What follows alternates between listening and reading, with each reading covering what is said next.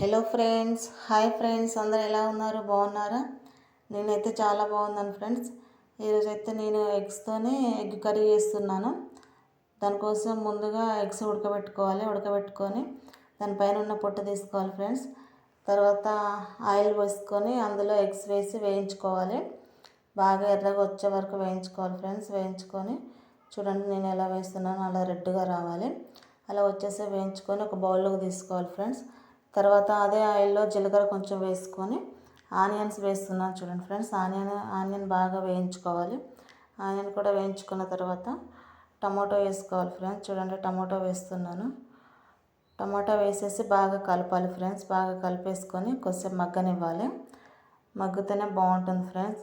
Tomato గుజ్జుగా వచ్చేంత వరకు మనం మగ్గించుకోవాలి. తర్వాత కొంచెం సాల్ట్ వేస్తున్నాను. సాల్ట్ వేసి మగ్గించుకుంటే తొందరగా మగ్గుతుంది.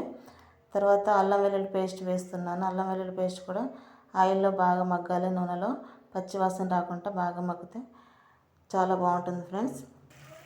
తర్వాత క్యాప్ పెట్టుకొని తీసుకోవాలి. తర్వాత పసుపు వేసుకున్నాను. పసుపు కూడా వేసుకొని ఆయిల్లో మగ్గించుకోవాలి. పసుపు కూడా, టమాటాలు కూడా మొత్తం మగ్గిపోతాయి అప్పటికి. తర్వాత కారం వేసుకోవాలి ఫ్రెండ్స్. కారం కూడా వేసుకొని కలుపుకోవాలి.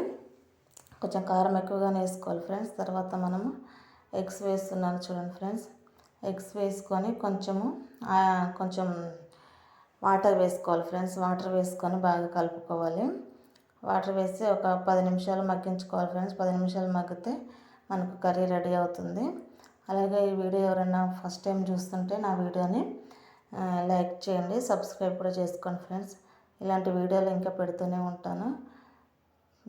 లైక్ చేయండి, షేర్ చేయండి, సబ్స్క్రైబ్ చేయండి ఫ్రెండ్స్. అంతే friends, egg curry ready. Bye.